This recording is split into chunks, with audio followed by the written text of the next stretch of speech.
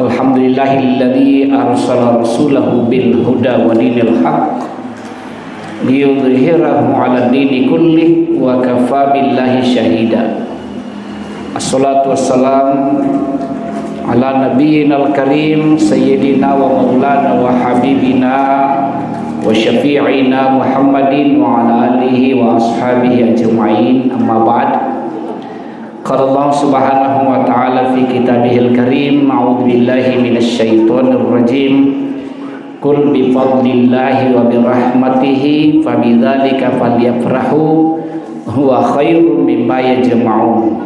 Wa qala aidan wa ma arsalnaka illa rahmatan lil alamin. Wa qala aidan innama bu'ithtu liutammima makarimal akhlaq. Yang saya hormati Bapak Kapolsek Kecamatan Tepebulu, yang saya hormati ya dari pejabat yang mewakili Kelurahan Ering-Ering, yang saya hormati Ketua Pengurus Masjid Nurul Jihad Ering-Ering. Jadi ketua pengurus ini sekedar informasi Siliting Kuri Alia Ustadz Aibtu Rusaidi. Jadi Ustadz itu dia Ustadz. Dan banyak juga liting-liting saya selain beliau di sini. Ada Al-Mukarram Pak Saharuddin. Tadi kuliah lagi masuk. Seperti ini temanku ini. Ada juga Ustadz ya suaminya Ibu Nur Laila. Ada juga di belakang saya lihat Ibu Rosida, Ibu Nur Hikmah. Banyak liting saya di sini, alhamdulillah. Barakana Asadiyah. Ya, ini ajari polisi tapi tetap tunji ajari pengurus masjid. Itu karena berkahnya Asadiyah. Dan saya dengar juga beliau ini juga selaku Bimas di Polsek Kecamatan Tepebulu yang membina TPA di kantornya. Itu luar biasa. Insyaallah semua yang kita lakukan bernilai ibadah di sisi Allah Subhanahu wa taala. Tokoh agama, tokoh masyarakat, ibu-ibu majelis taklim, semuanya saya hormati, saya muliakan. Mohon maaf saya tidak menyebut nama dan jabatan satu persatu. Hadirin sekalian, tadi saya bertanya-tanya kepada Pak Edi. Pak Edi, anguran jadi setiap peringatan Maulid lo yang ngibat bayi nih, nabuk burung nih. Apakah memang begitu kondisinya di sini di kampung? Kau yang ngemani bak bayi ini daripada buruk-buruk nih.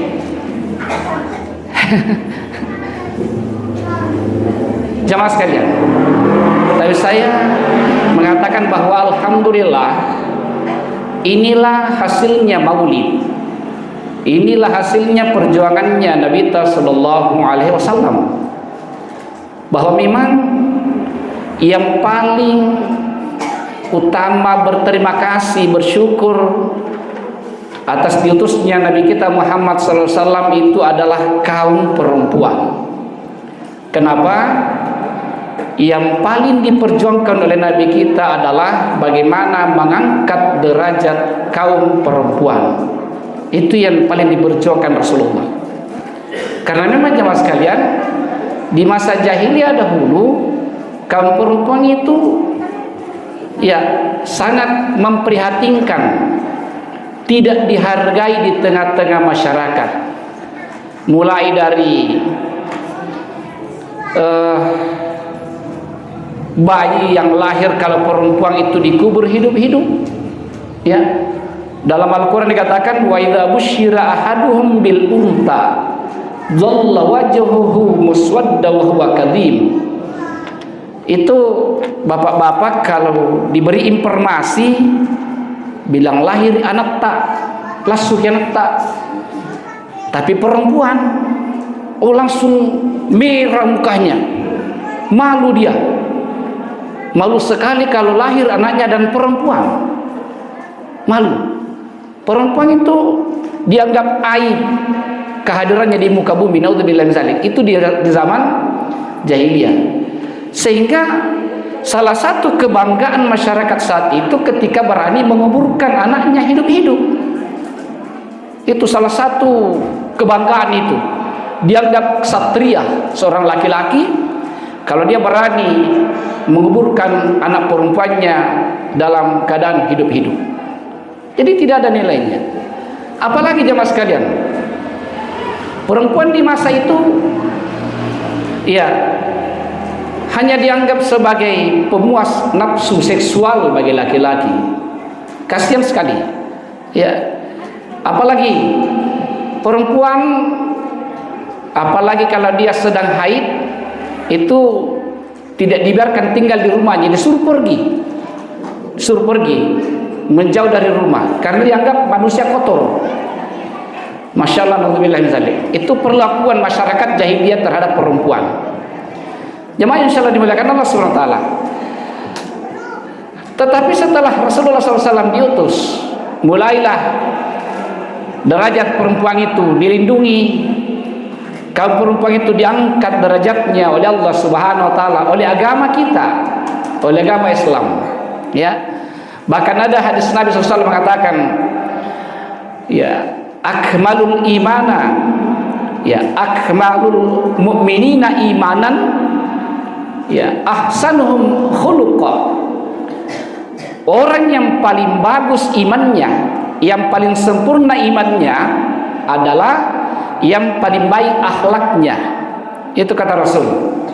Yang paling baik akhlaknya, ahsanuhum khuluqa. Kemudian wa khiyarukum, sebaik-baik kalian kata Rasulullah adalah khiyarukum linisaihim, adalah mereka yang paling baik memperlakukan kaum perempuan. Ya, itu yang paling baik akhlaknya, cuma sekalian. Karena banyak orang kalau temannya di kantor baik sekali, tapi kalau sama istrinya kasar sekali. Nabi katakan ukurannya seorang laki-laki yang dianggap baik akhlaknya adalah bagaimana dia berlemah lembut kepada istrinya, kepada kaum perempuan. Lalu Nabi SAW mengatakan, khairukum li ahlihi. Nabi katakan, sebaik-baik kalian adalah yang paling baik kepada istri-istrinya, yang paling baik kepada istrinya. Wa ana khairukum li ahli, kata Rasul, dan akulah yang paling baik kepada istriku. Itu Rasulullah SAW mengangkat derajat kaum perempuan. Apalagi dalilnya jemaah sekalian? Ya, ada seorang sahabat bertanya kepada Rasulullah, "Ya Rasulullah, kepada siapa aku harus berbakti atau berbuat baik?" Nabi menjawab, "Ummuka," pada ibumu. Qultu tsumma ayyu, kemudian kepada siapa lagi ya Rasulullah? Yang kedua Nabi menjawab, "Ummuka," masih kepada ibumu. Bertanya lagi orang itu, "Tsumma ayyu," kemudian kepada siapa lagi ya Rasul? "Ummuka," kepada ibumu. Jadi 3 kali. Bertanya lagi keempat kalinya, barulah Nabi katakan, "Abuka," kepada bapakmu. 3 kali ibu, baru 1 kali ayah. Baru 1 kali ayah. 3:1. Jamaah yang insyaallah dimuliakan Allah Subhanahu wa taala. Andri Gurta Kiai Haji Sanusi Bacuk menjelaskan kenapa sampai 3 kali anak wajib berbakti kepada ibunya, lalu kepada ayahnya 1 kali. Karena ada 3 yang dialami seorang ibu yang tidak mampu dilakukan oleh seorang ayah. Apa itu? Yang pertama, ibu yang mengandung. Ibu yang mengandung. Tidak ada laki-laki yang mengandung. Saat ibu mengandung, itu luar biasa perjuangannya. Selain beratnya beban yang dibawa kemana-mana, juga menderita karena biasanya ibu mengandung itu ada perubahan dari segi perasaannya. Istilahnya nak tahu pun nangida gitu bak bainia luar biasa, rupa-rupa tuh jauh tu bak bainia pun nangida ni. Niat tu dan raja nasana dulu. Niat tau ngidang luar biasa. Tia itan na cini burunena. No cini pupurunena na pabaji pakasiana. Niat tu da ibu-ibu ngidang tia tu na cini burunena ya. Saya nasurut lampa. Niat tu da ibu-ibu ngidang ia penasan na nyawana punna naaraki bajunna burunena. Macam-macam. Niat tu ibu-ibu ngidang ia panasan na nyawana punna naik itu pun ala baria burunena ciruncidong. Diri insyaallah dimuliakan Allah Subhanahu wa taala. Macam-macam. Dan itu sesungguhnya adalah penderitaan. Makanya dikatakan wahnan ala wahnin. Ya, mengandung dalam keadaan lemah bertambah lemah. Selalu bertambah-tambah kelemahannya. Ini luar biasa perjuangan yang pertama. Yang kedua, yang dialami seorang ibu, tidak dialami seorang ayah adalah melahirkan. Melahirkan. Itu hanya dialami oleh seorang ibu. Ibu-ibu yang akan melahirkan itu sangat luar biasa jemaah sekalian. Segina nakung itu rioluta sekre bangkin nari lino sekre bangkin nari kuburanga. Artinya apa? Si tangga mati. Ya, si tangga mati. Apalagi kamu jemaah sekalian nda gampang minjo kabidanga. Penanya ibu-ibu melahirkan nda gampang minjo nikungnya sesar. Di Riolo nak ketungku jadi cadi masalah laku lengere ibu-ibu melahirkan nium bambat tanah. Kamu ne tasidi di dia mabesi batanna. Jar penegara mi pinduran pintalu pintu jumana tu turusi dia bambat tanah. Tanggal si tangga mati. Luar biasa jemaah sekalian. Ya, pantaslah kalau Nabi selalu mengulangi kepada ibumu, kepada ibumu.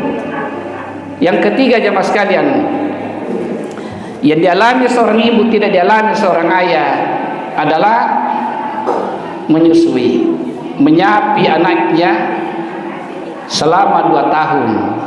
Ini juga jemaah sekalian yang luar biasa. Jemaah yang insyaallah dimuliakan Allah Subhanahu wa taala. Dari perjuangan seorang ibu ini mulai melahirkan mulai mengandung, melahirkan, menyusui, itu perjuangan yang tidak ringan jemaah sekalian. Lahir anaknya, dibesarkan anaknya, otomatis seorang ibu menginginkan anaknya menjadi anak yang baik, menjadi anak yang soleh, menjadi anak yang solehah. Begitu semua harapannya seorang ibu. Betul Budi? Adakah yang menginginkan di sini anaknya jadi nakal? Tidak ada. Adakah yang menginginkan anaknya jadi kurang ajar? Tidak ada. Pasti kita ingin mudah-mudahan anakku jadi soleh, jadi soleha. Kan begitu. Semua kita menginginkan seperti itu jemaah sekalian. Iya. Sehingga apa yang terjadi? Dilakukanlah berbagai macam upaya-upaya, usaha-usaha. Apa usaha yang kita lakukan? Ya jemaah sekalian, ajaran agama kita mulai dari kandungan, bahkan sebelum dikandung, ajari memang mianata, didik memang mianata, didik memang mianata. Terbentuk janinnya di dalam kandungan, didiklah di situ. Gimana caranya? Pertama caranya adalah perbaiki akhlak tak sebagai seorang ibu. Perbaiki akhlak tak, terutama akhlak kepada suamita.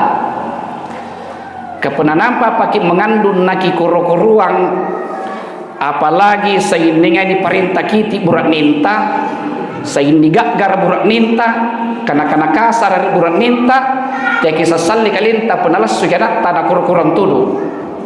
Kagite koro-korong waktu tatianang. Jadi mulai di situ ya, perbaiki akhlak tak. Ya. Yang kedua, cara mendidik anak dalam kandungan adalah biasakanlah memperdengarkan suara bacaan Al-Quran. Sebaik-baik suara bacaan Al-Quran yaitu bacaan dari ayahnya sendiri. Ayahnya sendiri. Jadi pilak lumpui bone batan na bainin tapa pilak raji kian ngaji tersampi na bainin ta tinru bainin ta kon juga sampai na cidong ngali kurang boleh dikurang dari palungan apa ngaji. Apa tujuannya? Memperdengarkan bayi yang ada dalam kandungan. Maka kamu-kamu tania mi burnena ngaji, tania manggena ngaji naik balik. HP mami di pasar rah. Porin tu lagunanya ke HP. Ya, padahal yang paling afdal itu kalau suaminya, ayahnya yang ada di dalam kandungan itu yang paling afdal membacakan Al-Quran di situ. Jamaah yang salat muliakan Allah. Kalau anak yang ada dalam kandungan sudah sering dibacakan Al-Quran, maka otaknya akan terbentuk menjadi akal yang cerdas. Tapi pernah saya denduk di Palang Ria ini. Saya lagu-lagu dandu, lagu-lagu rock, lagu-lagu pop, entah ini sebatuana, lagu-lagu Inggris, Jepang, di pasar rangi.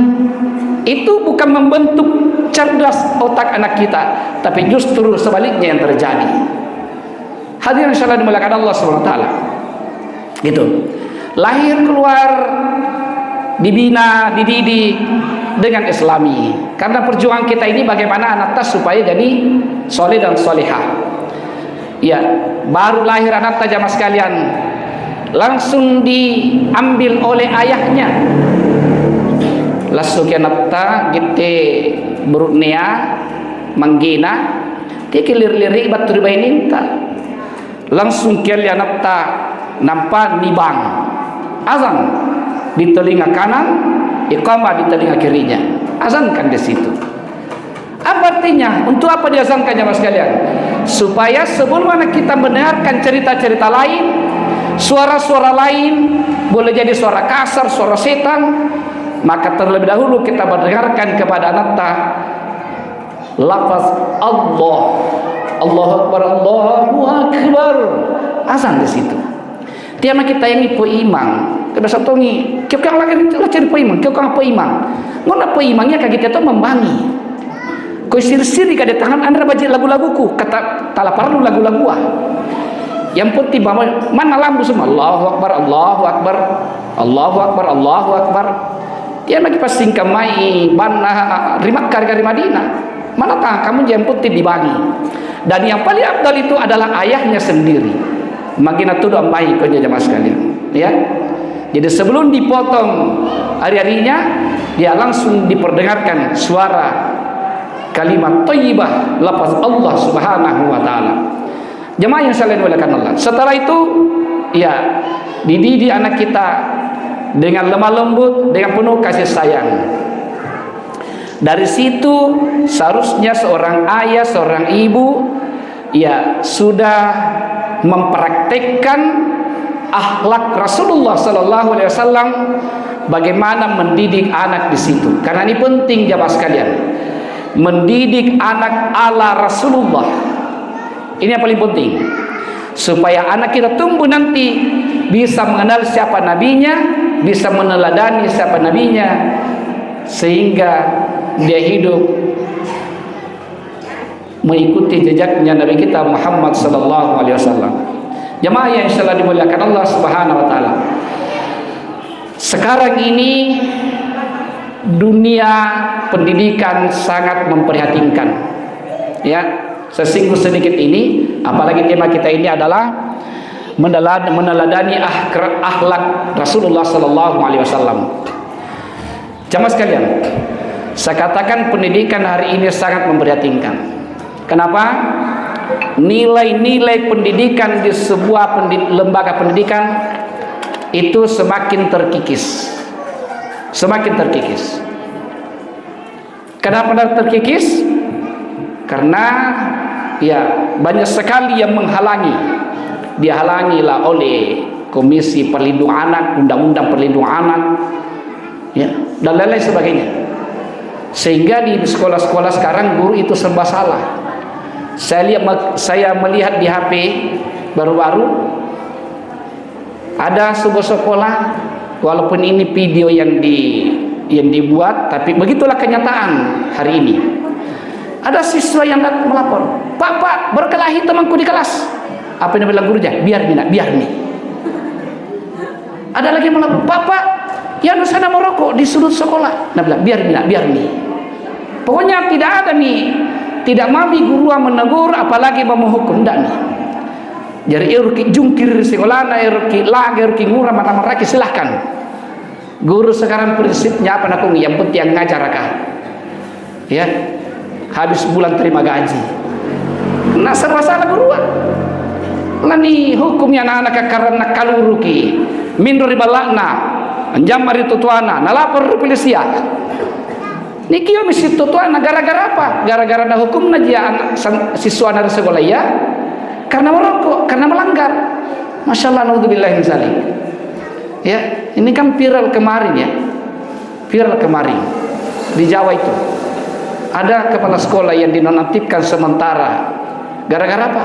Ada siswanya merokok lalu dia hukum. Gara-gara itu orang tuanya tidak terima, melapor ke polisi, kepala sekolahnya dipanggil, langsung dinonaktifkan. Ya, Masya Allah, naudzubillah min dzalik. Sehingga guru serba salah di sekolah.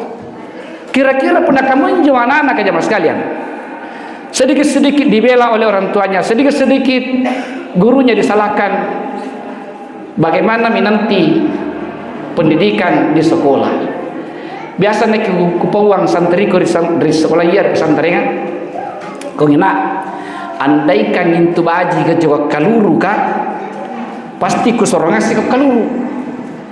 Pasang sari saingan bulan di kelas kah? Seri kelas kaluru ngasih kaluru. Punaya pernah baji pakasian nu pernah kaluru ki ya kaluru ngasih kaluru. Ngurang kira-kira keadaan di sekolah ya pun yang ngasih santri disuruh ngasih kaluru. Luar biasa. Jemaah sekalian. Tapi saya katakan tidak ada manfaatnya. Tapi mau di pemepuranga gitu bapak-bapak kah yang nengainya jak kaluru. Nak kebiasaan jenis anak-anak di pesantren kedapatan merokok kuku tak nangi inain tuh pembelian ke kaluru nak nak kitunji itema ko pilajar kaluru nak ribalaku ko kaluru ki manggenu kan aku iye andre nak kaluru ko pun kaluru ko nak itandri asuran je polisi pak kaluru kan je polanya. Maka tadi itu kan namanya rengiren tani aja. Iya. Jadi kau iya mina kita pesantren si tengah mati, kita lari kaluru mangginang ngajari. Jadi tabi mama pemper mama di, pemper mama dia kak. Ini kondisi sekarang pak, kondisi sekarang. Maka saya katakan,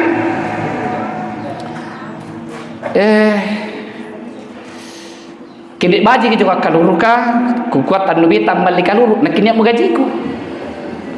Maka kukuatan terjadi baji. Kali bakal kaluru pak rinja pak. Kini lebak kaluru nak basor mau. Antikan lagi tanya, antikan lagi lah basor pun nak kaluru tanya lu jo kambu kaluru kah? Nisu di papu susulu, nisu di papu susulu. Coba sekalian. Ya. Jadi suatu perbuatan jangan kita larang orang kalau kita masih melakukan. Bapak-bapak sekalian, penatang kikelai anak tak kaluru, giterolo amari akaluru. Kapun kita ningai kaluru karena tani larang, pasti nak nginte palik bapak. Gite ya titah, pergi kaluru. Apa nama titah na inak kentuyana, kapori mak bayar doi. Nak kentuyana niya maburung kopi, kunia mau cangke, kunia mau sekolah kalau kebelukan. Oh kamu njot itah buku kamu njot lapotungi angambi cangki anakna anggup pacangke na balukangi balik kaluru muruk kaluru nak kana kita nje bayar duit itah kamu catu mak bayar duit. Ini masalah kan, masalah. Hadirin insyaallah dimuliakan Allah SWT. Begini, injo anak tahu tu na cadi-cadi singkam makasih kosong. Apa saginalangnya re, itu yang terekam masuk dalam pikirannya. Apa saginacini, ya tentu juga narik baji. Makanya jangan melarang anak kita suatu perbuatan kalau kita masih melakukan. Nakung itu anak tak anu baji na jintu nagau kang imanggeku. Baji na jintu nagau kang yamakku. Kede nakodi pasti andre menagau kang imanggeku surang amakku. Itu jelas sekali. Jadi itu mendidik anak. Kemudian selanjutnya, bagaimana cara pendidikan ala Rasulullah sallallahu alaihi wasallam? Ya. Nabi kita sallallahu alaihi wasallam mengungkap dalam hadis yang mengatakan, innama bu'ithu liutammima makarimal akhlaq.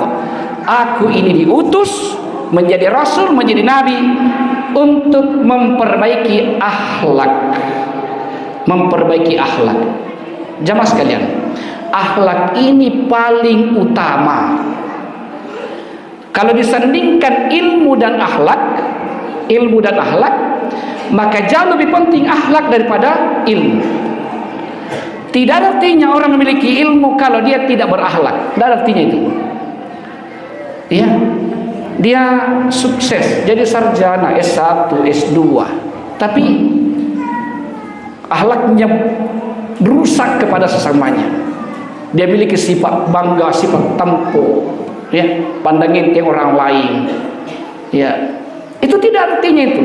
Apa artinya dia memiliki ijazah S1, S2, S3 kalau dia tidak berakhlak? Makanya mas kalian, sekali lagi yang paling utama adalah akhlak. Nomor 2 itu ilmu. Nomor 2 adalah ilmu. Dan akhlak ini hadir sekalian, itu dibentuk di lembaga pendidikan yang namanya pondok pesantren.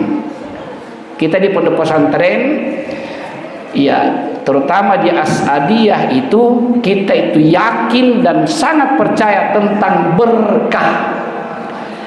Bagaimana mendapatkan berkah itu? Salah satu caranya adalah bagaimana kita hormat dan memuliakan guru. Itulah di Asadiyah, jamaah sekalian, dibudayakan santri memanggil kepada gurunya dengan panggilan gurutta. Itu salah satu cara memuliakan.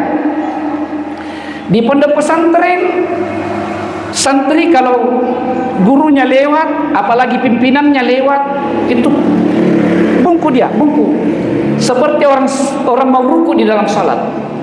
Itu budaya pesantren. Anak-anak tidak berani lewat begitu saja, ya, di depan gurunya. Nah, ini juga salah satu yang disoroti kemarin oleh Trans 7, ya. Oleh Trans 7. Dianggap anak-anak yang mau menghadap ke gurunya yang dalam jalan jongkok, mundur jalan jongkok, ya, dikatakan oleh Trans 7 seperti memperbudak anak. Masa diperbudak? Bukan diperbudak, tapi dia memuliakan gurunya. Diajari anak kita sopan santun. Apa yang dia peroleh di pesantrennya, insya Allah dia praktekkan nanti di rumahnya. Bapak Ibu sekalian, dibandingkan dicoba anak tayang mondok dengan anak tayang tidak mondok. Teriak abaji ampi-ampi namanya itu tua anak. Yang mana paling baik akhlaknya kepada kedua orang tuanya? Coba sekalian. Itu di pondok pesantren dibentuk anak kita tentang akhlaknya, tentang karakternya. Ya, itu di pondok pesantren. Ini penting. Kenapa? Karena jemaah sekalian, budaya kita, terutama di Indonesia, terutama lagi di Bugis Makassar, ada namanya budaya tabe, ada namanya budaya gitte, ada namanya budaya gitte. Selalu itu ya yang dikedepankan, ya. Beda dengan orang Jawa. Orang Jawa mana baine mari burninna naku ikau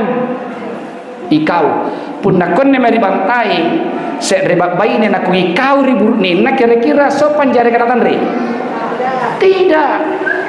Ya, ikamu bapakna. Alam pasada ko bapakna. alias saya juga bapakna.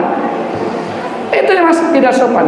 Kita yang sekalian diajari gite, iye, selalu menggunakan kata i, ya, maiki, makan ki, minum ki, duduk ki.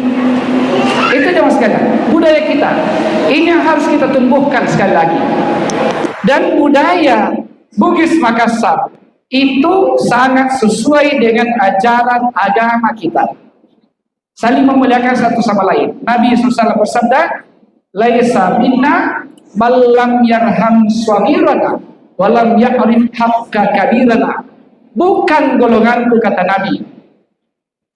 Bukan umatku, kata Nabi, orang yang tidak menyayangi yang kecil. Bukan juga umatku yang tidak menghargai yang besar. Jadi agama kita mengajarkan yang namanya kasih sayang, berlemah lembut. Ada hadis saya baca dalam kitab Muhtarul Hadis, Nabi SAW mengatakan, tidak masuk surga orang yang pertama yang melaknat, yang kedua orang yang suka bicara kasar, yang ketiga orang yang suka bicara mengeluarkan sumpah. Ini tidak akan masuk surga. Artinya apa? Dilarang kita berkata kasar, dilarang kita mengeluarkan kata-kata sumpah, dilarang kita mengeluarkan kata-kata laknat. Itu dilarang. Ini jamaah sekalian, agama kita mengajarkan hal seperti itu. Nabi mengajarkan, ya. Makanya kita diajarkan berlemah lembut. Suami lemah lembut kepada istrinya, istri juga lemah lembut kepada suaminya. Bapak Ibu sekalian, ini tulalan di Quran, di tangan-tangan itu Quran ini itu tulisan tebal. Itu kalau itu di surah Al-Kahfi. Apa bacaan aja biasa Nabi tahu kunci na Quran. Apa bacaan aja Bu? Wal yatalattaf wa la yush'iranna bikum ahada. Injo kunci na Quran injo. Biasanya itu salah paham, terutama di teori luar. Nah kepeneru kulekcir macam ngaji na, injo lagi ke, kunci na Quran, napa penam ria, napa inu ngerina, salah paham. Iya, bukan. Apa artinya tuan ya talattaf? Hendaklah engkau berlemah lembut. Ternyata inti Quran itu bagaimana kita berlemah lembut. Kata-kata kita lemah lembut. Jamaah sekalian. Dan ini diajarkan dalam agama kita, terutama di suku kita Bugis Makassar. Yang diajari lemah lembut. At-tabi, iye. Itu kan yang mana insyaallah dibolehkan Allah Subhanahu wa taala. Ini tradisi, ini akhlak yang Islami yang diajarkan. Karena sekali lagi, kalau dalam sebuah rumah tangga itu akhlaknya baik, tutuana makin nabaji ang pimpina, emak nabaji ang pimpina, anak-anak nabaji ang pimpina, yang ngasih tau jempol, baji ngasih tau aja kasih keluarga iya. Itu kan begitu. Tapi punna sekeluarga tanah si hargai, bainina tanah hargai burdina, burdina tanah hargai bainina, anak tanah hargai tuana. Naudzubillahi min dzalik. Tidak ada di rumah tangga itu namanya sakinah, mawaddah, warahmah. Tidak ada. Yang ada adalah sakinah. Bukan sakinah tapi sakinah. Nanti kan malah tanggal lapak di setiap. Dan juga bapak ini saya kasar seperti ini. Makanya bapak ibu-ibu sekalian, saya biasa katakan, gitu bapak ini ya lalu kisah kanak-kanak kasar di Burunenta. Pak Rizal nyawa na Burunenta, na ya sahabat na kita bernaraka. Ada hadisnya ini. Ada hadisnya. Ketika suatu malam ada kata-kata istrinya kepada suaminya yang menjadikan suaminya kecewa, sakit hati, maka istri tersebut terlaknat sampai dimaafkan oleh suaminya. Terlaknat. Apa ini maksud terlaknat? Dilaknat kiri malaikat. Sagena penyeluruhan ribu dena. Kan hati-hati. Ya, hati-hati. Saya juga biasa sampaikan begini. Haram hukumnya ibu-ibu memerintah suaminya. Ya lalu ibu sengki parentai berbeda. Jadi parentai. Jadi punya neko kero kiasas. Jika berbicara tentang hal di parentah. Jadi parentai apalat tulung mama kita. Asisalan tu parentah ya surat apalat tulung asisalan tu. Punna parentah biasa minawangi ancaman tak. Bapak nah, jamaah saja kak, udah yakin tu awas ki. Bajik pun ada kulinya pi awas kok. Awas kok. Tanglan rasa kok. Kebahaya. Bahaya pun parentah jamaah. Maka penapalak tulung ki itu yang dianjurkan agama kita. Biasanya penapalak tulung itu didahului dengan kata tabi. Tabi bapak nah. Barakul lekodong kian dosai. Itu kan tabi. Ya. Apalak tulung namanya. Jamaah yang salat muliakan Allah SWT. Ibu-ibu yang saleh di rumah itu luar biasa. Jaminannya jamaah sekalian. Ya, beberapa hadis menjamin istri yang salehah adalah perhiasan. Sebaik-baik perhiasan adalah istri yang salehah. Bukan emas yang banyak, bukan perhiasan yang dipasang di lemari, di dinding, bukan itu. Tapi perhiasan sesungguhnya, perhiasan dunia adalah istri yang salehah. Siapa itu istri salehah? Ini sering disampaikan jemaah sekalian. Yang pertama, ida amartaha atau akad. Tanda-tanda istri salihah unani suruh irbunina apilangiri. Yang kedua, wa injibta alaiha hafidat nafsaha. Unani pilari irbunina alampai merantau brunina di Malaysia, di Kalimantan, hari brunina pelayara, lampai berlayar brunina, najagai kalian dari bawah dari balak. Najagai kalian. Ya. Kan biasa tongin ya bapak ini jamaah sekalian. Antri kemudian dari bala, hanya bui boleh suruh mantan nak. Karena injak di nomor HP, ada boleh di nomor HP nak. Masya Allah. Tapi tanda jangan diberengiri. Jamaah yang salah dimuliakan Allah Subhanahu Wa Taala. Bahaya. Apalagi tentang ranah istri salehah. Ya. Istri salehah tidak berani memberikan sesuatu dari rumahnya kecuali seizin suaminya. Ini misalnya tobat tu pala subana, harga tu pala indra. Jangan ki berani asaring indra kecuali seizin suami. Kenapa?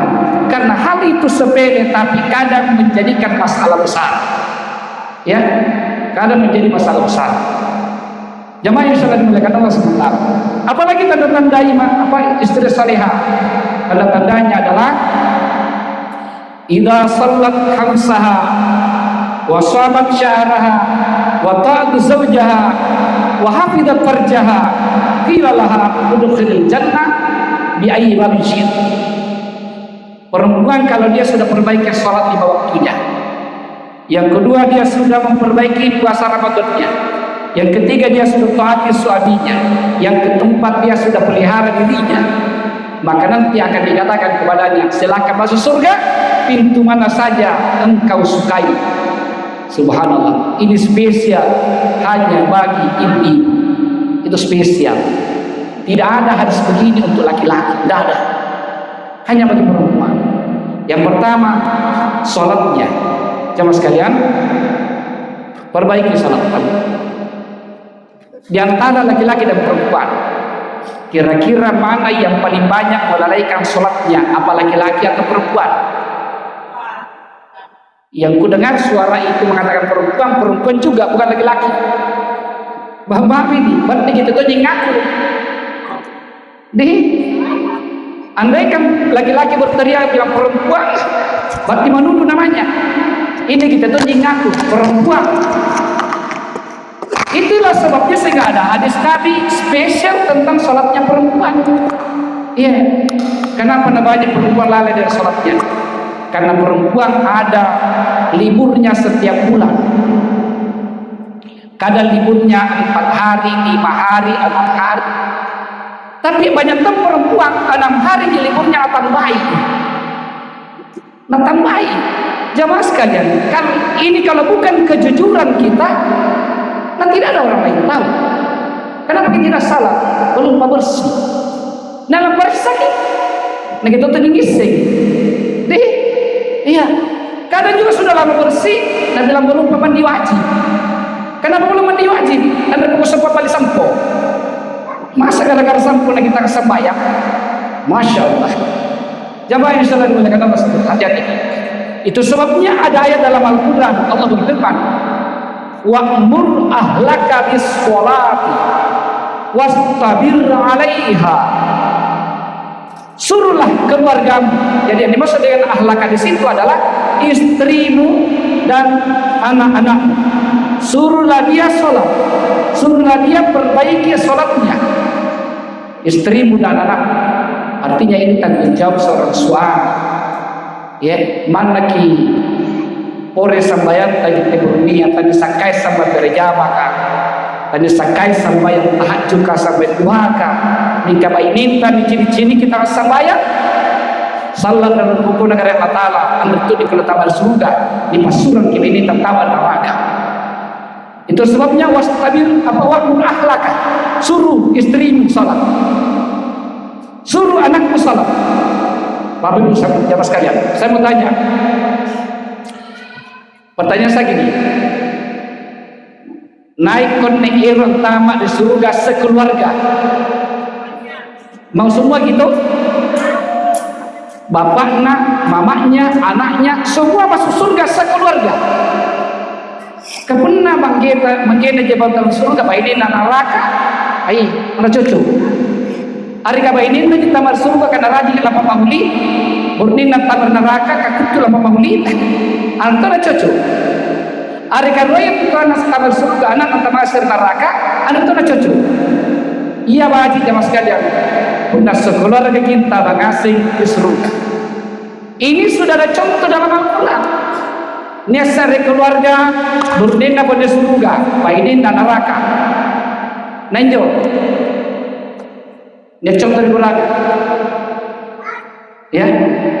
Siapa suaminya surga, istrinya neraka? Nabi Nuh, Nabi Lut. Dia surga, soleh, istrinya nakal, neraka.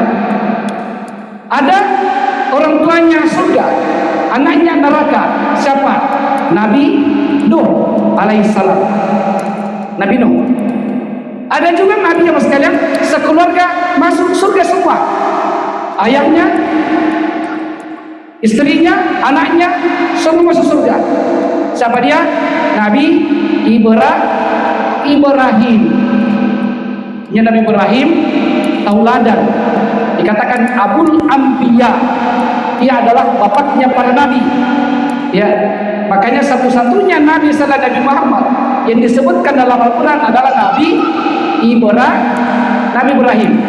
Allahumma sholli ala sayyidina Muhammad wa ala sayyidina Muhammad kama shallaita ala sayyidina Ibrahim wa ala sayyidina Ibrahim. Itu ada namanya Sayyidina Ibrahim. Kenapa? Dia adalah tauladan. Istrinya 2, Siti Hajar, Siti Sarah. Anaknya juga semua keturunannya jadi nabi. Hampir semua keturunannya jadi nabi. Ini jamaah sekalian. Dia contoh penghuni surga. Nyata keluarga jamaah sekalian, baininna penghuni surga, baininna neraka. Lanjut kira-kira, baininna penghuni surga, baininna neraka. Siti Asia, Siti Asia. Baininna Fir'aun. Yo, Siti Asia soleha. Baininna Muhammad, berinya penjahat. Jamaah sekalian, itu contoh-contoh yang dalam Al-Quran. Sekali lagi kita menginginkan mudah-mudahan anta mengasih kesalahan di surga sekeluarga. Amin. Dan terpentingnya mas sekalian, kita akan bertemu dengan Nabi kita Muhammad SAW, satu-satunya Nabi yang diberi rekomendasi oleh Allah bisa membela umat manusia adalah Nabi kita Muhammad Sallallahu Alaihi Wasallam. Bersyukurlah menjadi umatnya, bersyukurlah kita jadi umatnya, hidupkanlah sunnahnya sehingga pengakuan kita sebagai umatnya juga diakui olehnya. Dan insya Allah Nabi tidak tega melihat kita masuk neraka. Dia tidak tega melihat umatnya masuk neraka. Bahkan dikatakan tidak masuk surga umat-umat sebelumnya kecuali semua umatnya Rasulullah terlebih dahulu masuk ke dalam surga. Amin ya rabbal alamin. Inilah barangkali yang saya sampaikan, semoga ada hikmahnya supaya berkahnya bagi kita sekalian. Mari kita akhiri dengan doa bersama kepada Allah Subhanahu wa taala. Bismillahirrahmanirrahim. Alhamdulillahirabbil alamin. Hamdan yuafi ni'amahu wa yukafi masidah. Ya Rabbana lakal hamd kama yanbaghi li jalali wajhikal karim wa sultanik.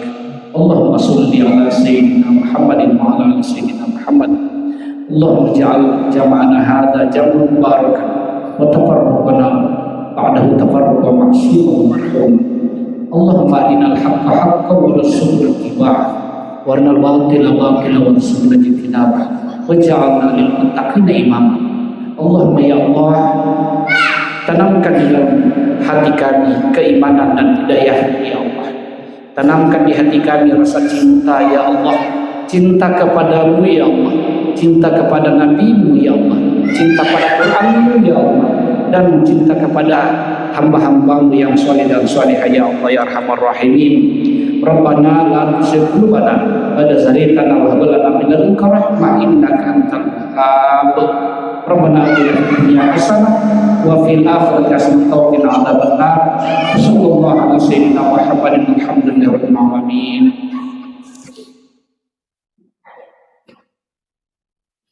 Billahi taufiq wa sa'adat.